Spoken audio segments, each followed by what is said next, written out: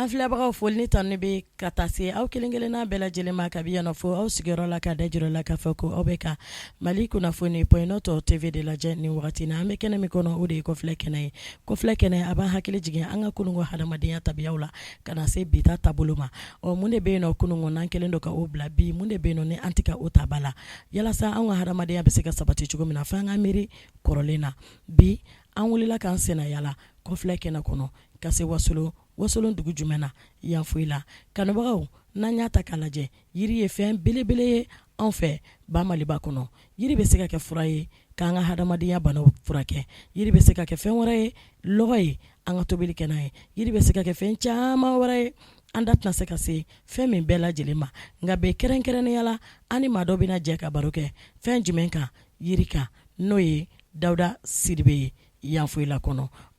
an n'an balimakɛ min bɛ ɲɔgɔn na n'o ye Sule Jara ye an ka jɛ k'a lamɛn o ka kuma barani na. Ayiwa kabako fɛnw a b'o de dilan aw yɛrɛ ɲɛ bɛ mun na nin waati ye n'o ye yiri mɔgɔninw ale kɔni fɛn min bɛ diɲɛ nin kɔnɔ n'a t'a dilan yiri la ne ɲɛ t'o fɛn na nka sani kuma ka caya kisɛ ka kɛ kuma la anw sera k'a ɲininka a ka tɔgɔ ni a jamu fɔ an ye. Ne tɔgɔ Dawuda Sidibe ka bɔ Yanfoli la.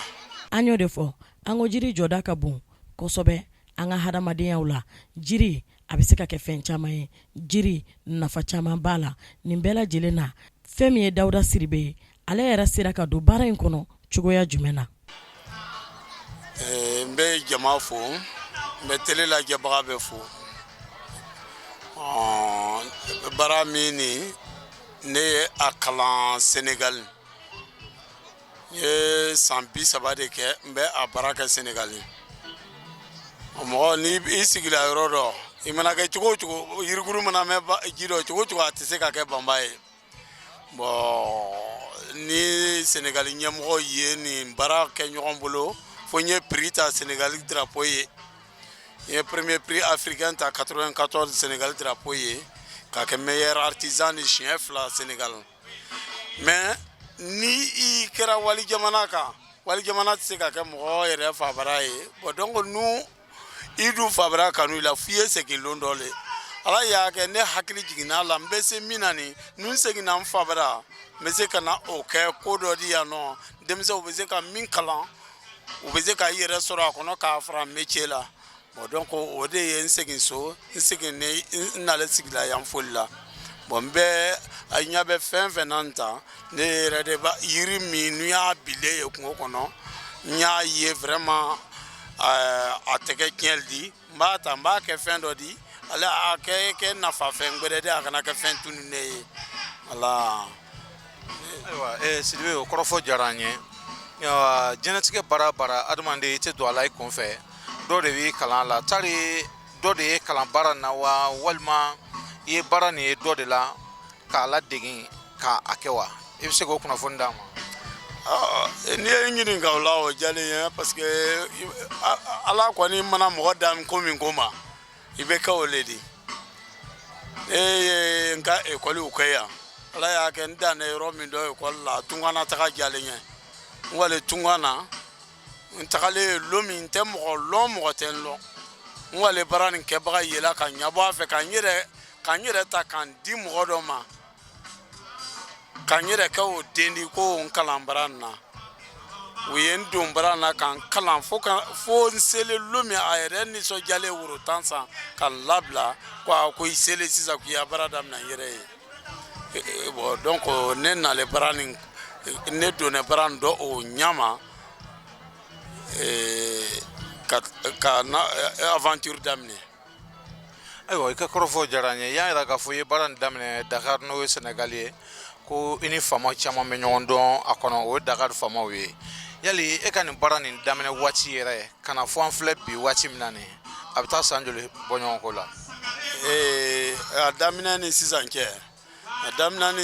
a san 30 ni san kelen ne ni a san 30 ni san kelen ne ni a baara daminɛ n bolo san 30 ni san kelen o tɛ tile 30 ni tile kelen ye awa o san 30 ni san kelen kɔnɔ i ye gɛlɛyaw sɔrɔ a kɔnɔ wa san 30 ni san kelen kɔnɔ n ye gɛlɛya sɔrɔ a kɔnɔ n ye nɔgɔya sɔrɔ a kɔnɔ bon n yɛrɛ bɛ se k'a fɔ n ye nɔgɔya min sɔrɔ n ma gɛlɛya sɔrɔ k'a ma sɔrɔ min fɛ mɔgɔ yɛrɛ kun kelen tɛ mɔgɔ de ne ye sigi kɛ Dakari maliyɛn tun bɛ se ka cɛ 30 bɔ ne ka lu kɔnɔ bon donc u bɛ a yɛrɛ musaka ɲini ne kɛrɛfɛ bon a dɔ di kɛ j'espère bien o nafa dɔ de bon donc nu nɔgɔya dɔɔni ti ka fana tɛ se k'a kɛ bon donc n ye nɔgɔya sɔrɔ a rɔ n ye gɛlɛya sɔrɔ a gɛlɛya fana dan ne kalan waati ma an kɔni bɔlen yen nɔ ko ne nana so n nalen so a daminɛ nin cogo cogo fo gɛlɛya dɔɔni kɛ o rɔ parce que n nalen sigila yɔrɔ min dɔ fɛn lɔnnenba t'a de ye non a lɔnnen tɛ i ye min kɛla i tɛ se k'a feere nkɔrɔ sur place bon donc o waati ni gɛlɛya i bɛ o sɔrɔ ni laɲini min ye i bolo kɔrɔ sani que ni o laɲini mɔgɔ ka se ka ɲɔgɔn faamuya ale bon donc i bɛ gɛlɛya dɔɔni sɔrɔ ayiwa an bɛ yɔrɔ min sisan e ka laɲini jumɛn ye i ka yirimɔgɔ ni baara nin kɔnɔ i ka laɲini jumɛn ye ne ka laɲini min ni yirimɔgɔ ni baara nin kɔnɔ ne nalen so ne sela min na ne b'a fɛ le denmisɛn minnu b'a fɛ ka a ɲɔgɔn kalan olu kɛ se ka madonna kɛ se ka olu kalan o kelen ni sani ke o kɛ baara ni a clientèle dɔ fanba le tourisme ni wasolo nu yɔrɔ dɔ di tourisme na yɔrɔ ye yan mɛ a ma bila valeur la n kɔni na laɲini ɲɛmɔgɔ fɛ n'a sera ka ministère tourisme sera ka an dɛmɛ tourisme na yɔrɔ minnu ye an fɛ yan nɔ ka olu bila valeur la yɔrɔw bɛ yan yɔrɔ ɲumanw bɛ yan a bɛ taa fɔ 40 donc nun dɔw valoriser la o rɔ touriste se ka na wasolo yan bon donc baara nin bɛ se ka matarafa o rɔ a bɛ marcher parce que n'i ye denmisɛn kalan baara la sisan a k'a kɛ a taga fɛn sɔrɔ a dɔ a yɛrɛ sago la a fari bɛ faga bon donc touriste n banba yɔrɔ fɛn fɛn ka fɔlɔ yɔrɔ minnu yan nɔ ni touriste kan ka se ka olu filɛ u kɛ dɛmɛ don an ma a kɛ o bila valeur la n'u bila la valeur la bon donc bololabaarala i b'a yɛrɛ sɔrɔ donc o kɔni o n'a laɲini ni ɲɛmɔgɔw fɛ tabarikala o kɔrɔfɔ diyara an ye wa e bɛ yanfolila nin baara in na yanfolila don nin fɛn nin e jigi dalen don a kan k'a fɔ marché min bɛ sɔrɔ yan nɔ a bɛ bɔ wa est ce que i ni client bɛ baara kɛ fan wɛrɛ mɔgɔw bɛ to ka commande k'i fɛ wa n bɛ i ka client bɛɛ bɛ yanfolila yan ne bɛ min baara na a clientèle ka ca wasolonka dɔ fɔlɔ parce que ne ko sisan ko ne ni lala fan wɛrɛ clientèle satisfait kan ne tɛ se ka o ɲɛbɔ k'a ma sɔrɔ min fɛ ne communication na ne fo mɔgɔ mana fɛn fɛn fɔ n da la fo mɔgɔ ye a ye n bolo le n'u mɔgɔ ma a ye n bolo nɔ ye a tɛ se ka ne ye min feere nkɔrɔ n taara o feere n ye min dilan dɔrɔn n ka taa o feere donc n kumakan tɛ se ka faamuya mɔgɔw bolo dɛ donc fo mɔgɔ ye fɛn dɔ ye n nɔ de ye n na kumakan kɛ o dafala de bon donc o la n bɛ a feere yɔrɔ lɔn dɛ mais n bɛ a to n bolo yan ka sɛgɛn minɛ n ma bon ni ɲɛmɔgɔ ye se ka ɲɔgɔn faamuya ka n kumakan da filanan n kuma da filanan kɛ n bolo nɔ ye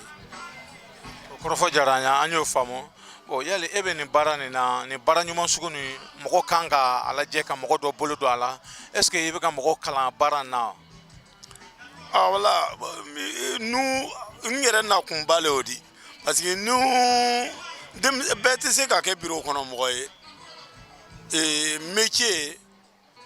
métier kan yɔrɔ dɔ n'a fɔra ko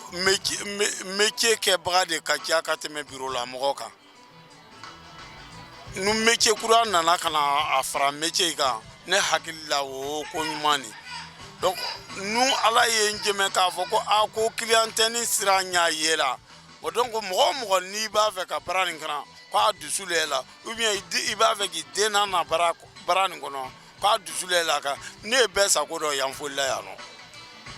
ne bɛɛ sago dɔ hali nu mɔgɔ wulila ka bɔ Bamakɔ ko k'i y'a fɛ ka na karan yan nɔ ou bien ka wuli ka bɔ jamana wɛrɛ k'i y'a fɛ ka na a kalan wasolo yan nɔ ne ye bɛɛ sago dɔ yan parce que baara nin développer ɲa ma ne y'o de fɛ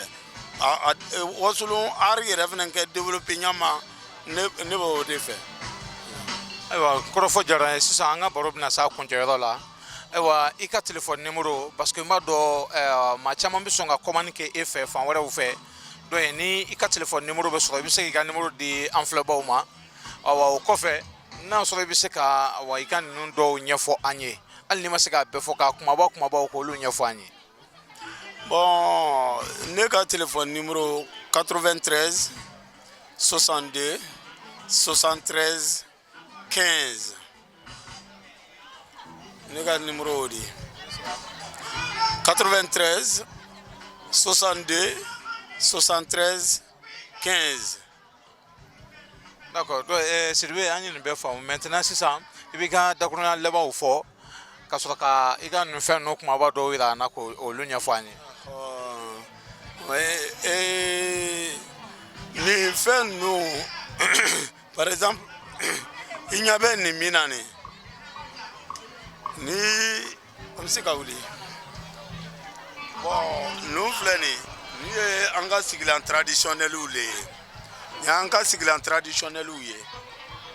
a chaise filɛ nin tabali filɛ nin ale a chaise fila ni tabali bɛɛ fara ɲɔgɔn kan k'a firi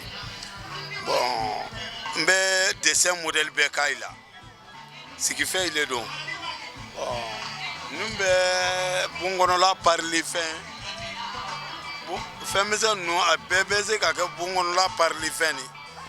an bɛ an bololama tubabuw ka fleur ma k'a ka olu tɛ valeur di tugun tubabuw yɛrɛ le girinna an ta nin kɔ an n'an banna an dɔn or que nin de ka ɲi ka tɛmɛ o kan nin ye salon kɔnɔla parili kɛ fɛnw de ye n y'a fɛn fɛn na nin bɔ olu tubabuw yɛrɛ bɛ girin an kɔ nɔfɛ ni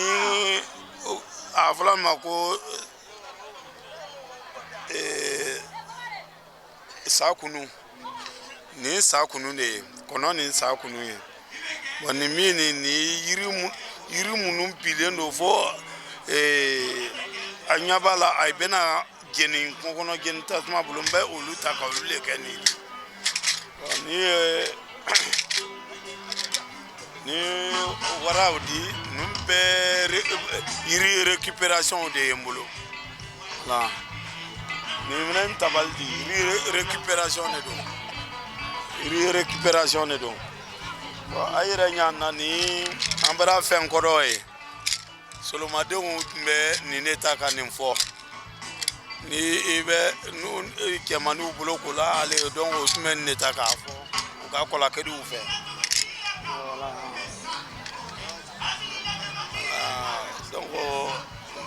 a ka ɲi a yɛrɛ ɲa na nin bɛɛ ye yiri kunkurun talen di ka a kɛ fɛn dɔ di pour que ka bɔnkɔnɔla pari a la voilà o de don lampuw fana bɛ se ka vesi don a la k'an ka bɔgɔlan dilanlenw fana kɛ k'a fɛngɛ voilà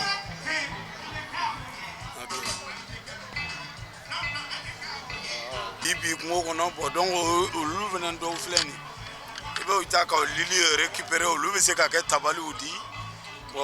ale a bɛ kɛ tabali ɲuman de ye kɔfɛ et vitre la k'a kɛ tabali ɲuman ye a bɛ salon kɔnɔ la pari kosɛbɛ n'i ye bolo dɔ mina gori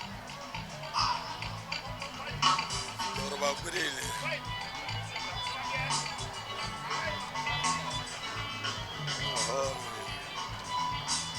o de don voilà bon donc min tun bɛ k'a yira jama la o di n bɛ jama bɛɛ lajɛlen fo n bɛ télévision lajɛbaga bɛɛ fo merci beaucoup. Merci bien ala ka sugu ja ala k'i bolo mɛn i ka baara la. Kanubagaw an kun ye nin de sɔrɔ k'a yira aw la Mali Kunnafoni TV kan ni masa in ma an ka jɔnya jɔna don n'a nataw la an bɛ ɲɔgɔn sɔrɔ kɔfilɛ kɛnɛ wɛrɛ kan ala ka bɛɛ lajɛlen sɔn sijan ni kɛnɛya la